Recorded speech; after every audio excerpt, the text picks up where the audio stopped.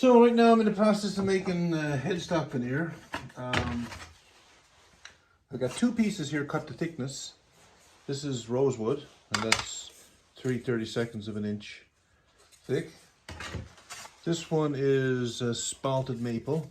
I just picked up a piece of scrap down at the wood shop that had this spalting in it, and I've done one guitar with that on it actually, and it's really nice. So I got another headstock there of spalted maple. Nice figuring there, you know, in the wood. There's fungal growth in the wood, right? And it's arrested with kiln drying, and then you end up with that really nice figuring. And then I've got another piece of rosewood here, which I've flattened on the back on the jointer, and three other pieces of ebony, again that I've flattened on the back, Okay. And I'm going to put these on the planing slate now, glue them down, and do them all to thickness at once. And I was thinking I'd use that old crazy glue on the painter's tape trick to stick them down here. So I'll just put this crazy glue along, like that. Or excuse me, CA glue, right?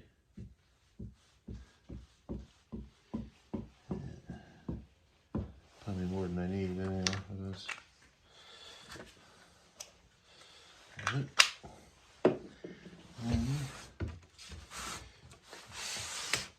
An accelerator.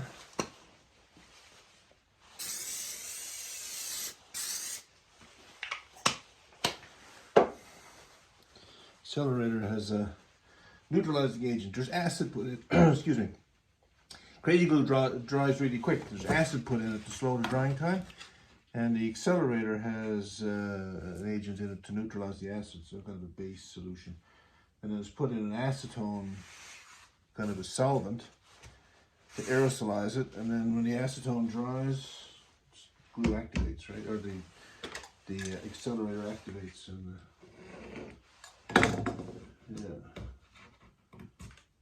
makes the drying time a lot shorter. Still, when you're doing this kind of work, you have to wait for it to dry. It takes a few seconds, right?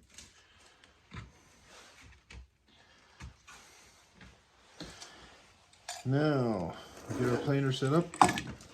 Run this through a few times. I won't bore you with that process, as you've seen that before. And we'll get all these down to 3/32 of an inch, okay? We're starting out, let's see, we are starting out at 6.9 millimeters, which is 17/64. 3/32 is 60, so we got to take a fair bit off these. But you got to do it slow because it's very hard wood, especially that ebony. It's really hard, and if you go too fast with the planer, you might chip it. Quite possibly. So I've got this thickness down to size. I'm probably going to go with ebony for this one actually, because I got some ideas for inlay, and ebony is easier to inlay because you can blacken it right out, and for if you're for a relatively inexperienced person that inlay like myself, it would be probably a good safe thing to do. The other thing I did was I put this on the sander, and I put the sanding table at 10 degrees, and I sanded a 10-degree bevel along here, and that's so when it goes on the headstock, the nut will be at 90 degrees to the fretboard, of course, so this kind of supports the nut. Like, rather than have this at 90 degrees and kind of slope away from the nut, this slopes into the back of the nut, so it makes a better nut slot. So I got that done. Now I just put a little bit of glue on the headstock here, so I'll rub this in with my finger. Now glue is going to go up in the tuning holes, but obviously I'm going to have to drill those out again with the bit, 3/8 inch bit. But that's okay, that'll work. I got a bit too much glue on here now. I always put too much, so I don't know what the fix is for the practice, I suppose. Dripping on the floor and everything.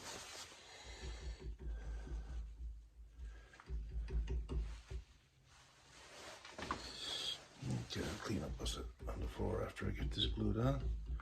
All right. Now to minimize squeeze out, I guess I'll just push the cloth up through these tuning holes. Or down through, might be better.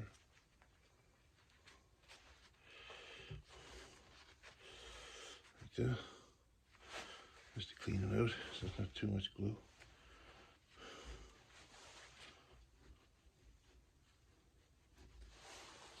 Yeah, it's working well.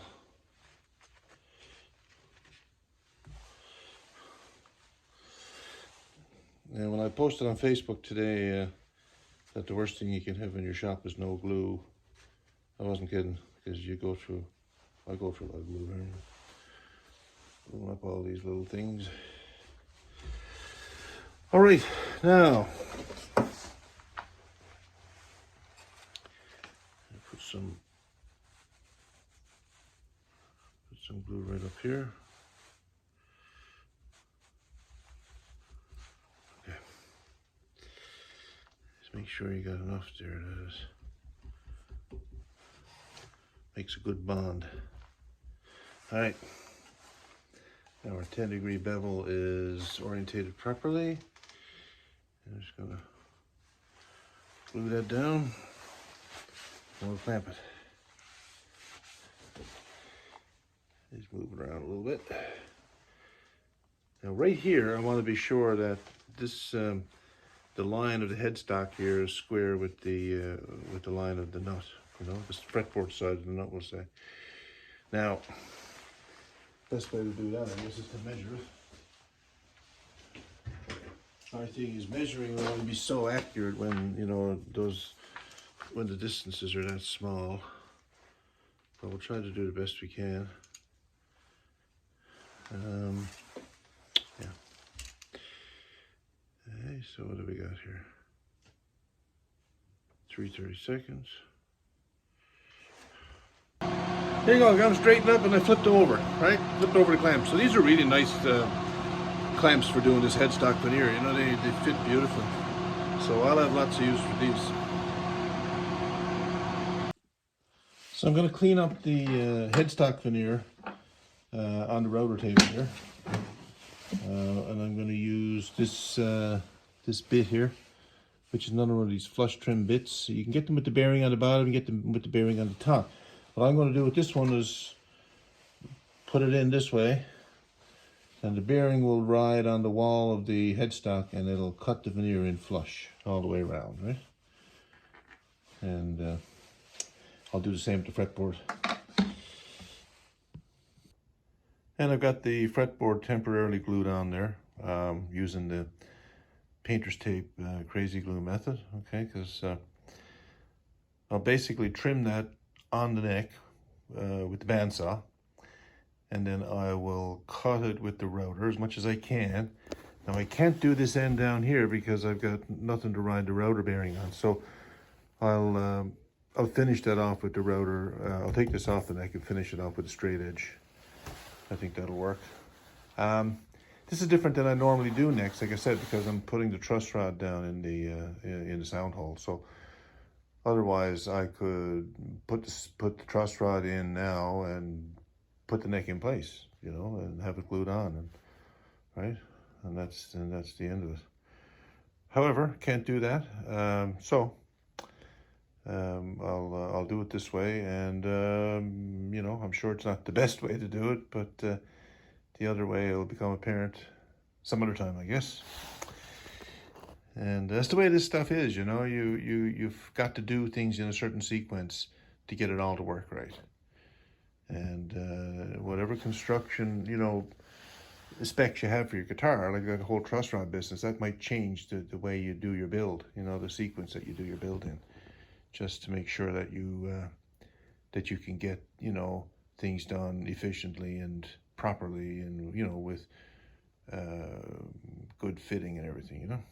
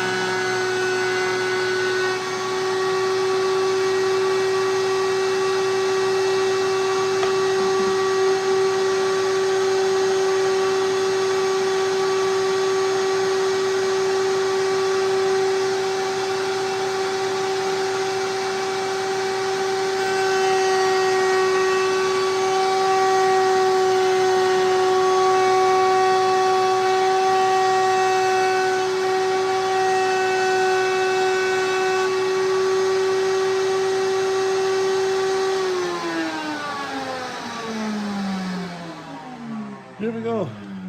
Headstock is trimmed flush to the, the headstock veneer is trimmed flush to the headstock main body, you know, the mahogany.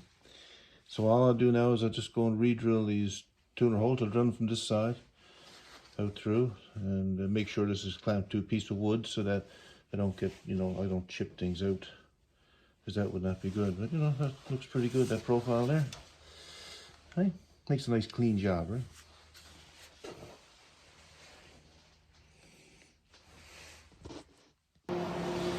So here's what I'm going to do to clean up the fretboard. I took it off the neck and I double stick taped it onto this piece of hardwood. This is a piece of Paduke that's pretty straight. It's been jointed here and flattened. And I think we're ready to go here. We've got it taped up to the other side. So we'll just finish the job. And the neck is all done. It's all cleaned up. It's got a nice taper on it, right? Conforms with the taper on the neck on the mahogany. I might give it another little cleanup once I get it secured to the actual neck, but that won't take too long. And here's where the nut slot's going to be. Just leave a little space there, and nut will fit right in. It's got the headstock veneer's got that 10-degree bevel to compensate for the 10-degree angle on the headstock. So the nut will sit in there and it'll be well supported on the back wall, right? So next I'm going to drill these tuner holes now. Okay, here's the neck so far, and I've got the headstock veneer put on. Tuner holes are drilled, okay, and I got the neck tapered. I've got it temporarily glued on and sanded in. I got it dimensioned to the neck. Well, I didn't dimension the fretboard, I dimensioned the neck to fit the fretboard, okay?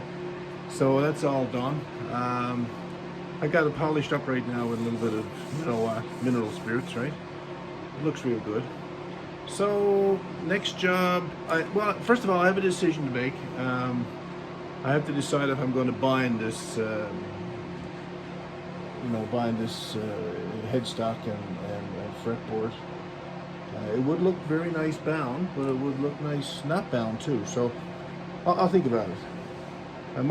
I'm thinking I might have to bind the fretboard to get it to fit real good because of the way I'm building this, right? I'm gluing the fretboard out after the build, so after the next build. So I might have to put binding on so that I can trim the neck, right? Or just trim the binding to fit. So something I have to think about. But this is real good. Dovetail has to be cut, so 7/8 of an inch right here. This is where the dovetail goes. And then I have to cut a corresponding receiver, I guess, you know, so there's a male and female part. And I'll have to cut that on the guitar so that the neck goes in properly. Now where I drilled the holes through on this side after the headstock veneer was put on, I did get a little bit of cracking. But not a big deal. I can, you know, get some ebony dust and fix that, sand it in, and yeah, it'll be fine. I'm going to blacken this headstock, so I'll make a really deep black, and then I'll be able to do some inlay work. Got a couple of little ideas for inlay, so yeah. But overall, pretty darn nice, right?